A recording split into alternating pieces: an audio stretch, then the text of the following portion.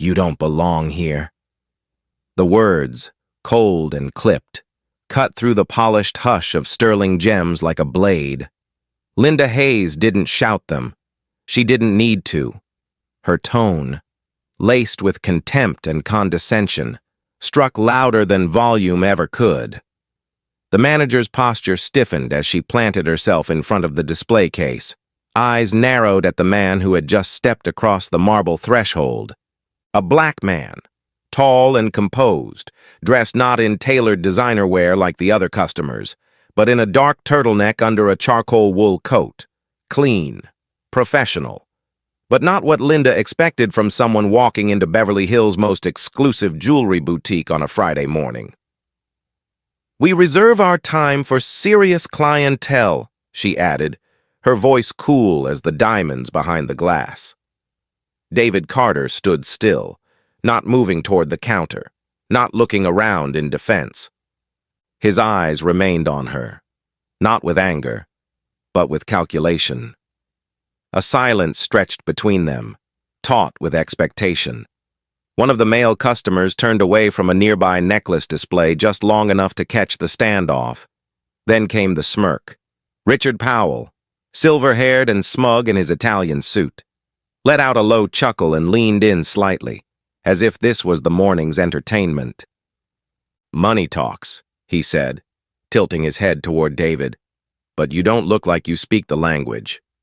With that, he slowly pulled a folded bill from his pocket, one crisp, $100 note after another, and fanned them out subtly, before sliding them toward Linda's register. "Let's not waste time. Wrap up the earrings I picked, and I'll add 500 if we don't have to be interrupted again." Customers laughed quietly. One woman whispered to her friend, both of them clutching their purses a little tighter. Linda didn't blink. "You heard the man," she said to David. "This isn't your kind of store, sir."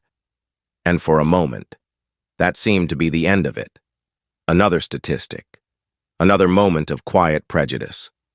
Another time someone had been told, without saying it outright, that they didn't belong because of how they looked. But David Carter didn't step back. He didn't raise his voice. He didn't even move toward the platinum chain he had come in to inspect. He only spoke 6 calm words. "You'll regret this entire morning. Before we dive into the story, have you ever been judged just by how you look?"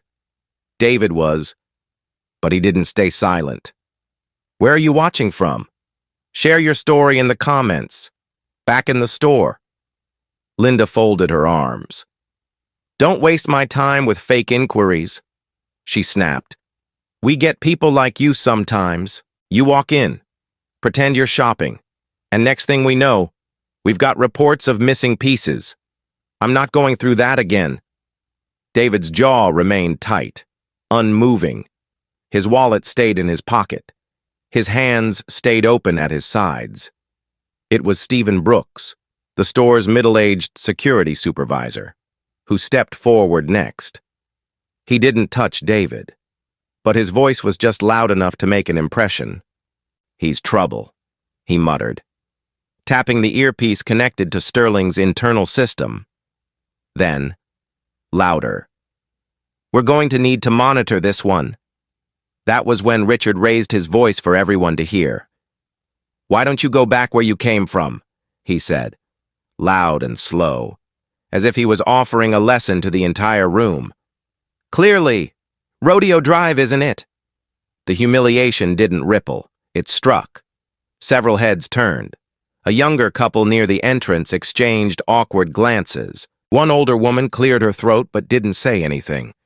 David's expression remained calm. "Keep going," he said softly. "Dig that hole a little deeper." Linda narrowed her eyes. "If you don't have proof of funds, sir, I'm going to have to ask you to leave. We don't take walk-ins lightly." "I didn't walk in lightly," David replied. "I walked in quietly, and you mistook silence for weakness." Richard chuckled again. "Out of your league, pal." Linda gestured toward the register. "Show me the money, or leave." David tilted his head slightly, not out of defiance, but out of control.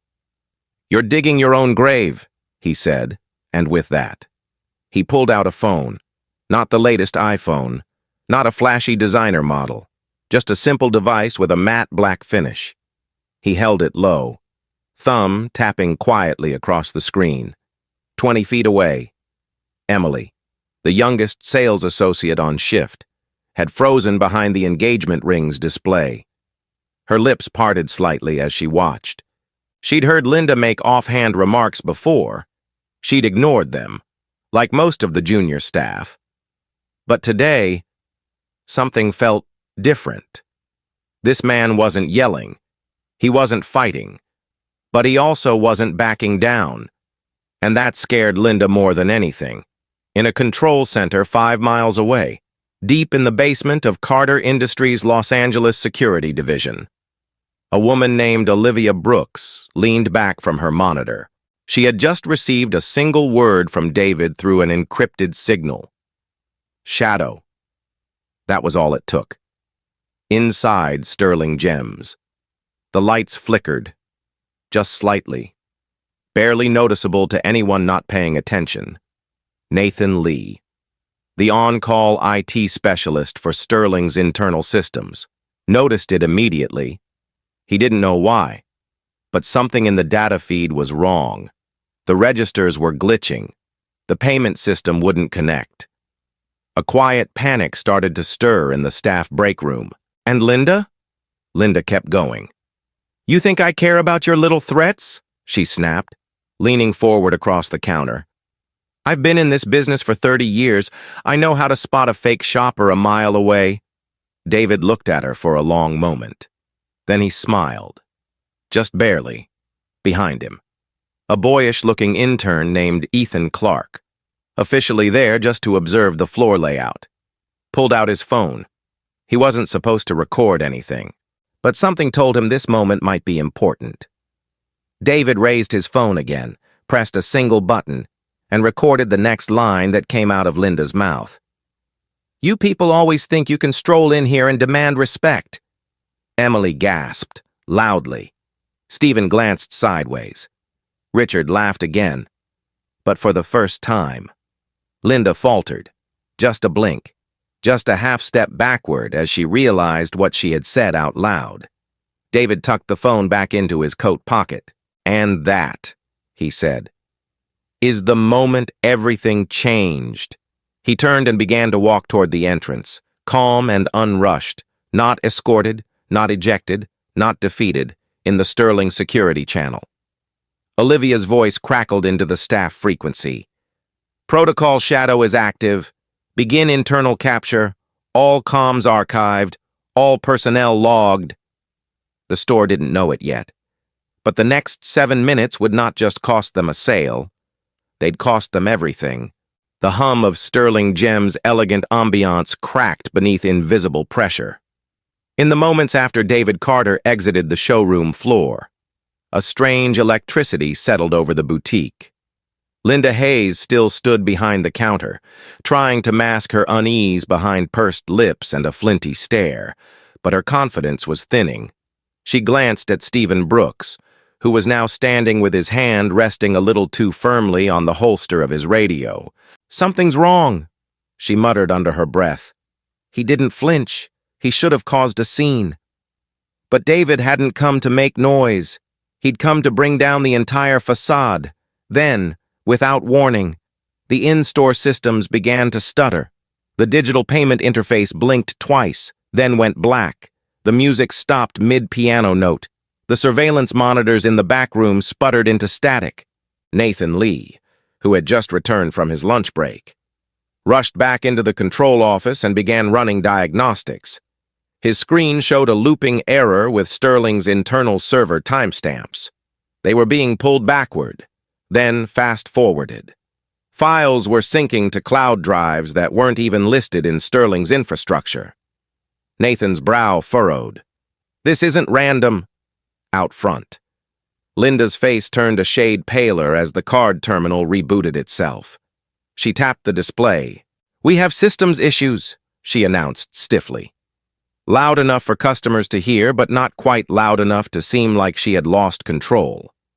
Stephen stepped closer and tapped into his earpiece. "Lock the register access. That man's still in the system. I don't care how. We need to shut it down. He's a threat," Stephen barked, louder this time. "Lock it down." Customers began shifting uncomfortably. Richard Powell, still waiting for his $4,000 transaction to process, looked over his shoulder and sneered. "You're telling me that guy broke the system? Figures. The moment he walks in, this place turns into a flea market." Linda forced a laugh. "Exactly. Nothing but drama when you open the door too wide." Emily, who had been silently organizing the Sapphire case, finally spoke up. "That's not fair," she said, barely above a whisper. "He didn't do anything. He was polite." Linda snapped around. "That man walked in here looking for trouble." Emily didn't step back. "He walked in here with more class than any of us are showing right now." Several heads turned. One woman nearby clutched her pearls and turned toward the exit. Another man began recording on his phone. Tension thickened the air like fog. "Someone escort her to the back." Stephen growled. "And keep an eye on the girl, too. She's getting emotional." David was already steps away from the building, moving slowly past the sidewalk windows, eyes locked ahead. He didn't need to turn around to feel the chaos unfolding. He could hear it. Rising voices, the sudden loss of control. But his voice remained silent.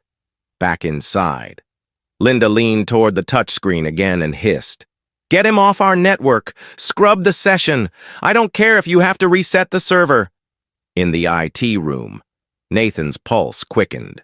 "It's not that simple," he said into the internal channel. "There's a mirrored link connecting our floor cams to a remote system. I didn't install it. It's logging everything." Michael Vaughn, Sterling's chief operating officer, patched into the call from corporate HQ across town. His voice came through low and urgent. "Whatever's happening on that floor, shut it down. We don't need another viral moment. Do not let him near any system interface." Stephen, now red-faced, scanned the boutique for David, unaware he'd already walked out. "Don't let him back in." "You mean the guy who didn't raise his voice once?" Emily muttered. "You mean the man who walked away after being insulted for 20 minutes? "Don't test me, kid," Stephen warned. "You're new here." Near the watch display, Richard laughed again, his voice sharper now, turning toward the security feed that had frozen on David's face just before he walked out. "Looks like nobody wants you. Pal!" he barked at the static image. "Run along. Take your little tantrum somewhere else." Stephen turned to Linda. "Call security. Full lock. I want him flagged. Suspicious." David didn't break stride outside, but as he reached the side of the building, his phone buzzed twice. Olivia Brooks, his chief of security, had just uploaded internal access from Sterling's system. The folder was labeled Phase 2, Inside. Nathan watched the internal logs shift in real time. One file folder titled Employee Conduct, HR Inquiries was being uploaded to an unknown directory marked CI Lay Core. The system wasn't hacked. It was being accessed legally. Via executive-level credentials Nathan had never seen before. And then Ethan Clark made his move. The intern, officially shadowing the merchandising team, had just overheard Stephen's last 3 messages. His eyes widened when he spotted the blinking drive light beneath the manager's desk. Linda had activated an emergency wipe. Ethan reached into his pocket, pulled out his own flash drive, and slipped into the hallway near the locked HR terminal. His hands trembled, but he moved quickly. He wasn't just saving files, he was protecting the truth. Because what he had heard in the last 10 minutes wasn't just bad customer service. It wasn't even just racism. It was targeted systemic discrimination, validated and encouraged through back-channel executive chats. And now, someone was cleaning house, someone with power, back at Carter Industries HQ. Olivia opened the internal feed as David's voice rang into her headset. "They flagged me." "Understood," she said, activating screen share, then, across the Sterling staff terminals. A message blinked in the top right corner. Shadow protocol acknowledged. Observation phase complete. Begin flagged log review. The staff never saw it, but Nathan did, and so did Emily. And that was when the revolt quietly began. Emily crossed the floor again, this time standing between Linda and the register. "You know what?" she said clearly, looking Linda straight in the eye. "If he was anyone else, if he was dressed like Richard or came in with a bodyguard, you wouldn't have said a word. But because he looked like me, you felt bold." Linda's face flushed red. "Get back to the stockroom." "I'd rather walk out," Emily replied. "But not before I say this. You're on the wrong side of history." Several customers had stopped browsing. One began filming. The atmosphere turned thick, the energy no longer confusion, but reckoning, in the building's private network. Olivia sent one final message to Nathan's console. "Begin Phase 3. Reveal purchase intent." Within seconds, Sterling's internal system pinged. A notification surfaced. Incoming ownership inquiry. Carter Industries Legal Counsel. Subject, acquisition of Sterling Gems Division. Client, D. Carter. Date. Stamp effective today. 9 Brasse M. Nathan gasped. Ethan stared at the file. Emily's eyes widened. Linda froze. And Stephen, still barking orders to shut everything down, was the last to realize that the man he had called a threat was not just a shopper, he was their future boss. And he had just flipped the switch. Sterling's walls were still standing, but the floor beneath them had begun to crack, and no one could stop what came next. The marble floor of Sterling Gems never felt so fragile. By the time David Carter reached the corner of the block, a CNN field crew had arrived across the street. They hadn't come for him, at least, not intentionally. A tip about disruption at a luxury retailer involving racial profiling had filtered through local police scanners and landed in the hands of a producer with instincts for viral tension. Now the camera was rolling, trained on the boutique's glittering facade, just as chaos rippled through its glossy calm. Inside, Linda Hayes was losing control. She slammed her hand against the malfunctioning payment terminal for the 4th time, sweat forming under her perfectly styled blonde bob. "Why is this still happening?" she hissed to Stephen Brooks, who was pacing near the entrance, barking conflicting orders into his headset. "He's a liability!" Stephen shouted toward the internal security team. "Get him out of the system! Lock every credential he might have touched!" "He didn't touch anything," Emily shot back. Standing firm by the sapphire display, her tone was clear, defiant. "You flagged him for nothing. Now you're unraveling." "Don't you start," Stephen warned. "You're this close to a write-up." Michael Vaughn's voice buzzed in from the corporate line, this time with a metallic edge. "Stephen, we can't have this go public. Remove him. I don't care how. Make it go away." "He's not even in the building," Emily said. Stephen turned to the remaining security guards. "If he comes back in, escort him out. Now!" Just then, the glass doors whooshed open. David Carter stepped back inside Sterling Gems. Not with a crowd, not with lawyers, not with threats. With silence. Every conversation paused. Linda's breath caught in her throat. Stephen moved first, charging forward. "You're finished here," he growled, thrusting a hand toward David's chest. "This store is private property. You're done."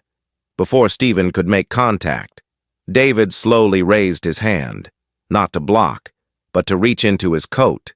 He pulled out a plain black folder. It was unmarked, save for a silver Carter Industries insignia etched into the corner. "You don't want to do this," David said quietly. "Not when you're already standing on a fault line." Richard Powell, standing by the counter with the arrogant air of someone who had always been served first. Barked a laugh. "You're still here? I thought you'd have learned your place by now. Go yell about injustice somewhere else. Pal." Stephen's eyes locked on the folder. "What is that?" But before David could answer, Linda stepped out from behind the counter, her mouth curling into a smirk.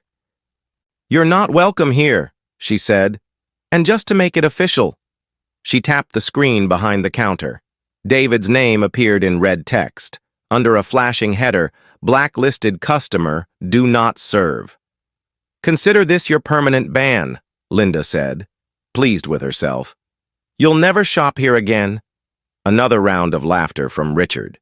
"Good riddance," he said, pulling out his phone and pretending to film David's retreat. "Guess we're safe from the riffraff now." But David didn't move. He remained calm. "So that's your final word?" "Oh, yes," Linda said with absolute certainty. David nodded once, then spoke 3 words into his phone. "Phase 4. Upload." In an instant, Sterling's internal system lit up like a struck nerve. At first, only Nathan noticed. His screen stuttered, then surged forward as several protected folders decrypted themselves in real time. The HR reports, the system logs, the bonus pay histories. Everything hidden behind Sterling's internal vault was spilling out, and at the top of it all was a document labeled Confidential, Executive Communications, Richard Powell Comp Package, Store Manager Bonus Adjustment, linked to customer demographics. Ethan Clark, now seated behind the backup terminal, caught the subject line first. His heart slammed against his chest. "Oh my God," he whispered. It was there in black and white.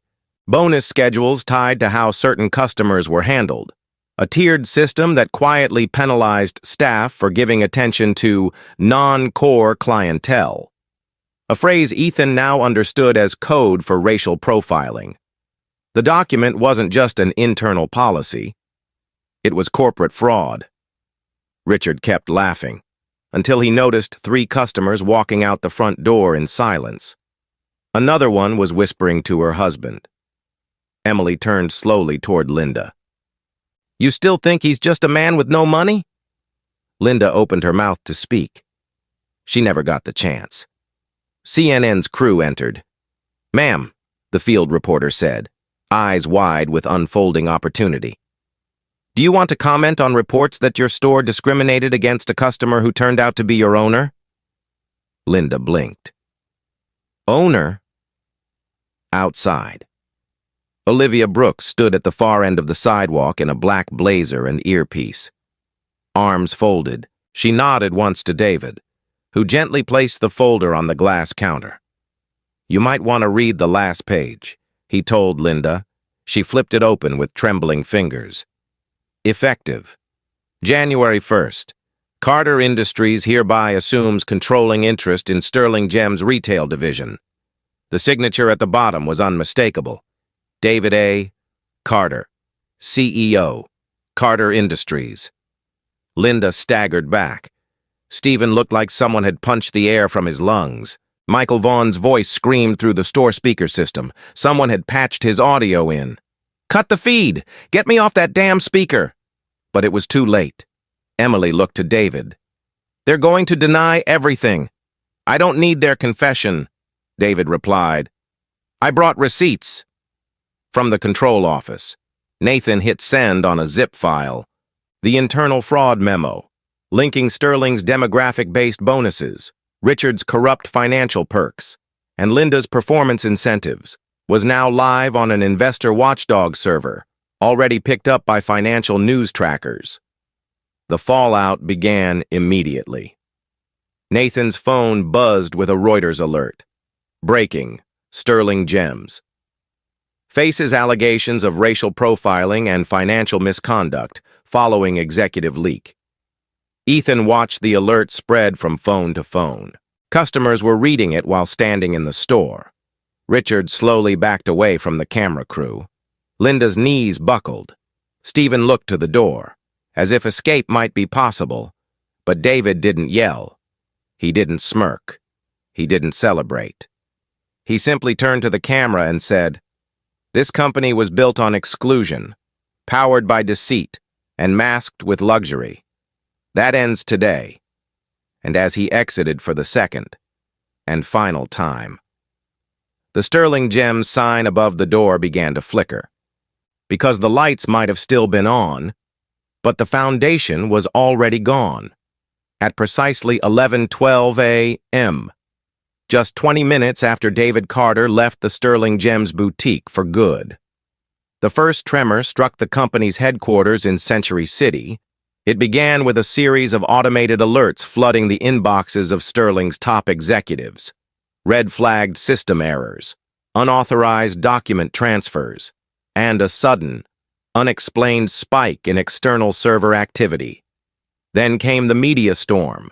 CNN had aired the footage in near real time, a composed black man calmly placing a legal folder on the counter of a luxury jewelry store moments after being insulted and ejected, then revealing, on camera, that he was the new controlling owner.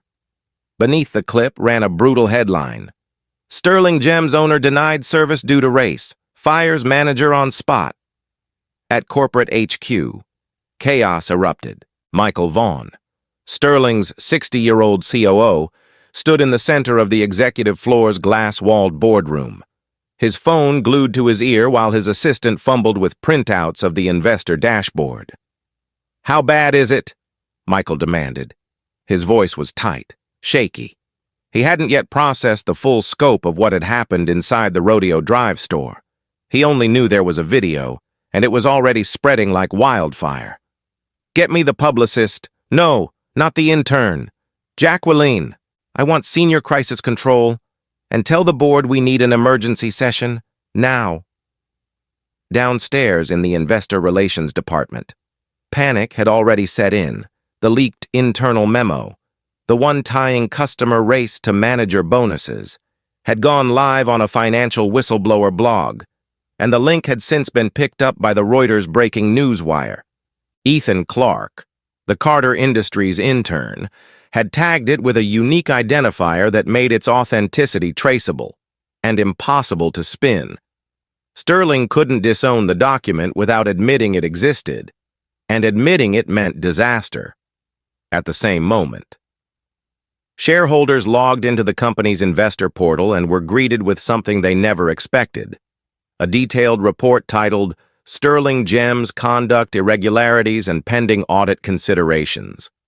It had been uploaded directly into the internal compliance folder by someone with top-tier access credentials.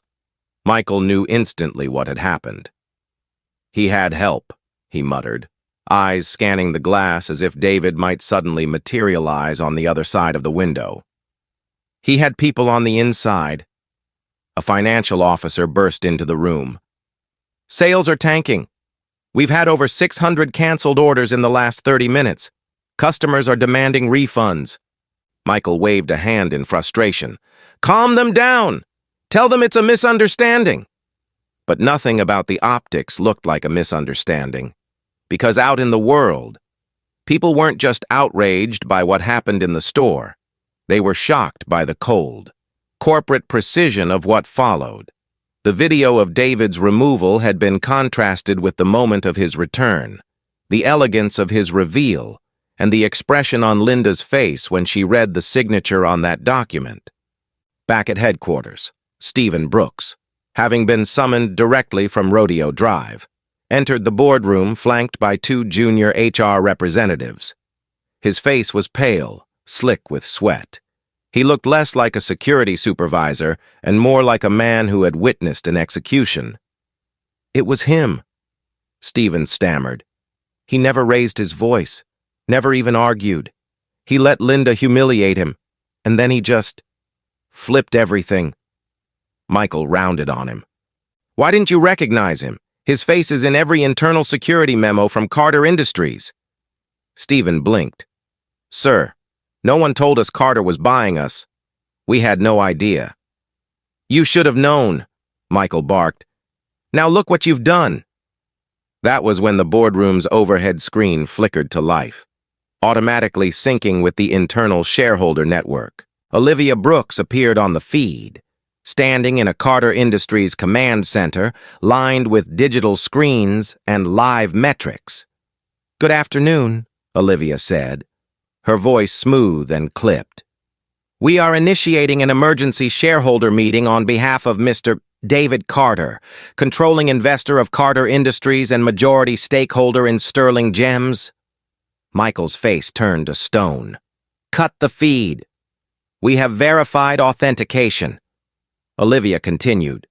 "And we have reason to believe that Sterling's internal leadership engaged in systemic discrimination, illegal incentivization structures, and data manipulation to suppress financial disclosures." The boardroom fell silent. Richard Powell, patched into the meeting from his estate in Bel Air, finally spoke. "You can't be serious. That man walked into a store and got offended. Now you're letting him dismantle the company?" Olivia's gaze remained level. "Mr. Powell, the memo outlining your exclusive compensation package tied to customer race has already been reviewed by the Securities and Exchange Commission. We suggest you retain counsel." Michael turned to his legal team, but it was already too late. The feed had shifted to a real-time chart showing Sterling Gems' share value plummeting. It had dropped 12% in 19 minutes, another 8% in the last 3. Hedge fund bots had already initiated auto sells. The company was bleeding, and worse. David hadn't even stepped back into the building. He didn't need to. From the 62nd floor of Carter Industries Tower, David stood in a quiet room with full glass windows overlooking downtown Los Angeles. In his hand was a remote call device patched into Olivia's headset. "Send it," he said simply. On the other end, Olivia executed the final maneuver. A data packet titled M. Vaughn Fraud Audit PDF was released to Sterling's internal board and CC'd to its 3 largest investors. The file contained whistleblower accounts, flagged wire transfers, and proof of executive awareness of Linda's in-store practices. Inside the boardroom, someone gasped. Another investor stood up and walked out. Michael reached for the control panel, his fingers trembling. But the feed ended before he could touch it. Then came the final blow. Olivia's voice rang one last time into the silence. "As of noon today, Carter Industries will proceed with internal restructuring of Sterling Gems, effective immediately. Executive-level changes are non-negotiable. Details to follow in writing." Michael stared at the blank screen, stunned. Sterling wasn't just in crisis. It was burning. And the fire had started the moment they told David Carter he didn't belong. Michael Vaughn stood alone at the head of the boardroom table. The leather seats, once filled with confident executives, now eerily vacant. The last hour had drained the room of its usual authority, leaving only silence, shame, and the soft hum of a failing HVAC system. Across from him, Stephen Brooks adjusted his collar with shaking fingers. He'd seen war zones calmer than this. Next to him, Linda Hayes looked as if she'd aged 10 years. Her arms were crossed tightly, but her lips wouldn't stop moving, muttering excuses, deflections, fragments of a defense that was crumbling by the second. The elevator chimed. David Carter entered without ceremony, no entourage, no lawyers, no need. He moved with deliberate calm, the quiet kind of power that filled a room before anyone had a chance to speak. He walked to the end of the table, placed a single folder down before Michael Vaughn, and waited. No one told him to sit. He didn't ask to. "I assume," David said evenly, "you've all had a chance to review the fraud disclosures?" Michael opened his mouth, but no sound came out. It was Stephen who filled the silence, more out of panic than loyalty. "Listen, we didn't know who you were," he blurted. "You came into the store without warning, without an escort. You don't need to know someone's name," David said coldly. To treat them with basic human dignity. Linda leaned forward, forcing a tremble from her voice to sound like poise. Mr. Carter, I didn't mean for anything to appear discriminatory. There's been a terrible misunderstanding. David cut his gaze toward her slowly. You said I didn't belong. You instructed your staff to blacklist me. You ignored your associate when she questioned your bias. You even looked a customer in the eye and allowed him to say, "Go back where you came from," without a word of correction. Linda paled. But the most dangerous thing you did, David continued, was believe your actions would go unseen, that no one would ever hold you accountable. He turned back toward Michael. That belief ends today. Michael straightened his blazer. We can salvage this, he said, with a lawyer's rhythm and a gambler's desperation. There's a path forward. We'll issue a formal apology. Place Linda on probation. Suspend Stephen. David raised a hand, and just like that, Michael fell silent. This isn't about damage control, David said. This is about accountability, real, lasting reform, and that starts with consequences. He turned to Stephen first. You enabled everything that happened on that floor. You reinforced the bias. You labeled me a threat. You instructed your team to lie about me accessing the system. I was following protocol. Stephen tried. No, David interrupted. You were following prejudice. Then he looked at Michael. Suspend him. Effective immediately. Michael hesitated. I'm not sure that's... Do it, David said. Or I walk. There was no threat in his voice, just a simple certainty that if he left, the rest of the company would collapse before the end of the week. Michael turned to Stephen, his jaw clenched. You're suspended. Clean out your office. Stephen didn't argue. He stood, red-faced and wordless, and walked out. David then looked directly at Linda. The air in the room dropped. You called security on me in my own store, he said quietly. You humiliated me publicly. You reinforced a policy that rewarded racial profiling. And then, when you realized your mistake, you doubled down and lied. Please, Linda said, voice cracking. I've been with Sterling for 31 years. This place is my life. And you made it a nightmare for people like me to walk into, David said, his tone razor sharp. You don't get to use tenure as a shield, not when your legacy is built on exclusion. He looked to Michael. Terminate her. Michael didn't move. David leaned forward, lowering his voice just enough to sound deadly. Do it now. Michael exhaled slowly, picked up the intercom, and pressed a button. HR? This is Vaughn. Terminate Linda Hayes' employment. Effective immediately. Escort her from the building after she collects her things. Linda gasped as if she'd been struck. You're making a mistake, she said, rising from her chair. You can't do this to me. I already did, David replied. She stood for a beat too long, staring at David's face as if trying to find mercy. There was none. 2 security personnel entered the room and approached quietly. Without another word, Linda gathered her purse, avoided every eye in the room, and walked out. Michael sat down heavily, his hands flat on the table. There's more fallout coming. The investors are livid. The media. They'll calm down once they see change. David said, real change. Michael's eyes narrowed. And what gives you the authority to dictate all this? You're an investor. Yes, but you don't control everything. David reached into his inner coat pocket and slid one last document across the table. Michael scanned it, his hands trembling. Carter Industries Regulatory Affairs Agreement, filed with the Department of Justice and California State Attorney General's Office. Clause 14, oversight triggers upon verified discrimination or financial malfeasance. At the bottom was a gold-stamped seal and a signature, David A. Carter, CEO and founder, Carter Industries. David's voice didn't rise, but it carried the weight of thunder. I built Carter Industries after a patent I created at 19 was stolen and buried. I've watched the boardrooms that dismissed me, the stores that followed me, the systems that erased me. I swore I'd never let injustice go unchallenged again.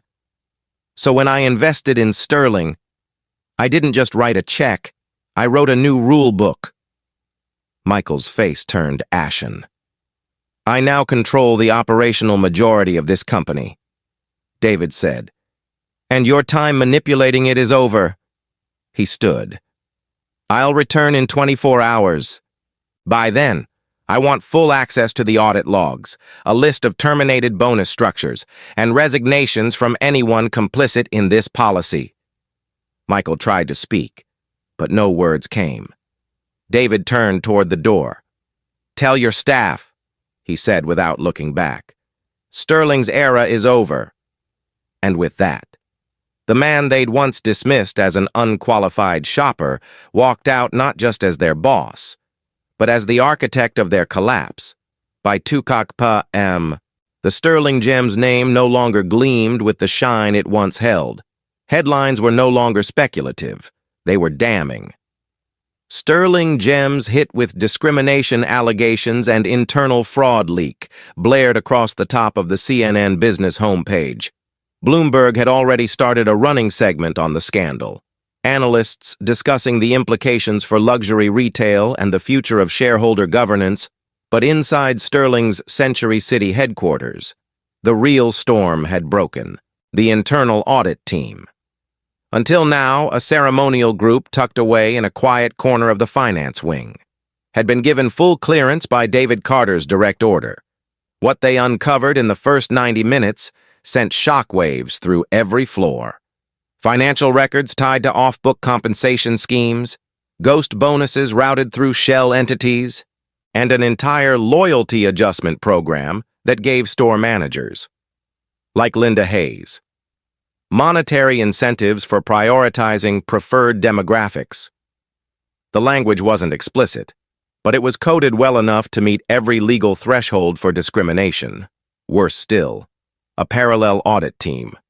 This one deployed quietly through Carter Industries' internal compliance division, had begun backtracking wire transfers that had gone to third-party consultants.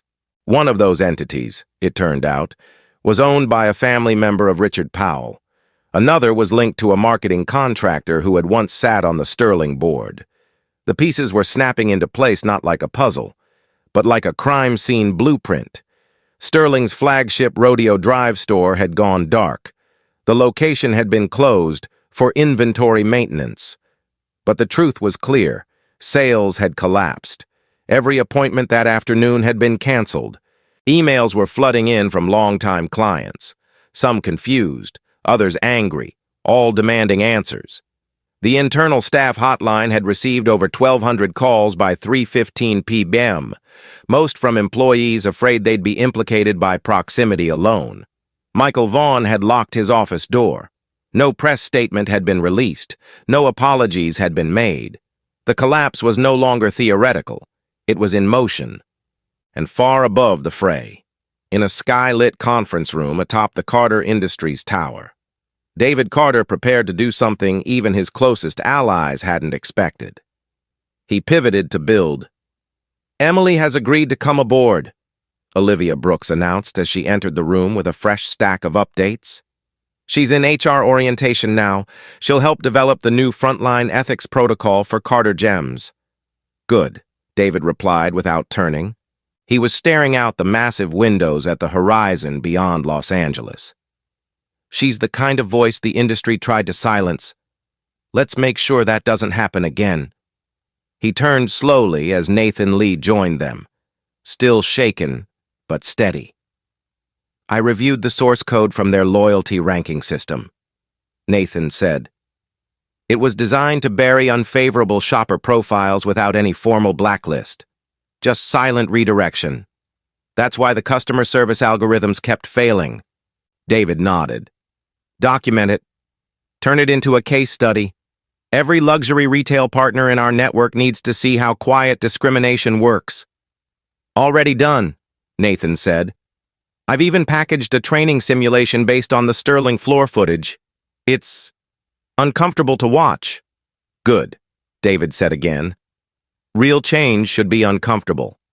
Across the room, a whiteboard listed names: terminated, suspended, under review: Linda Hayes, Stephen Brooks, Michael Vaughn, Richard Powell. Half of Sterling's executive suite had either been removed or placed on administrative leave pending federal investigation. The other half had been stripped of operational authority until the Department of Justice finished its own audit. David crossed to the board and drew a thick line under the last name. We launch Carter Gems next quarter, he said. Clean branding, transparent hiring, mandatory equity training, and partnerships with independent accountability groups. Olivia smiled slightly. The market's ready for it. They're not just ready, David replied. They're starving for it. He paused, then tapped on the name Richard Powell. And what about the Powell Foundation sponsorship? Terminated, Olivia said. They tried to negotiate with a donation. We declined. David gave the faintest nod. We don't take hush money. He turned back toward the window, watching the sun begin to dip westward. The city below was still buzzing. Endless cars, flashing headlines, investors dialing into emergency calls. But he wasn't looking at the noise. He was looking beyond it. Because while Sterling's walls were crumbling, Carter Gems was already taking shape. And this time, the foundation wouldn't be built on exclusion or pretense. It would be built on truth. The press conference was held on a warm spring morning beneath a white canopy just outside the soon-to-open Carter Gems flagship store, formerly Sterling Gems, still located on Rodeo Drive, but transformed inside and out. The old gold and onyx signage had been replaced with clean, brushed platinum lettering, and the entryway, once guarded with silent judgment, now welcomed visitors with light, glass, and openness. The air buzzed not just with media crews and business columnists, but with something rarer: anticipation. David Carter stepped up to the podium in a slate-gray suit, no tie, collar open. He didn't need adornment to command the crowd. Around him stood members of his new executive team: Emily, now Director of Equity and Training; Nathan, leading Systems Transparency; Olivia Brooks as Chief of Security and Compliance. Behind them, inside the building, dozens of young associates, diverse in every sense, watched from the showroom floor, ready to usher in something bigger than retail, ready to usher in a revolution. But first came the consequences. Across town, Linda Hayes packed the last of her things into a cardboard box. Her exit interview had been mercifully brief. The final judgment, however, was swift and clear.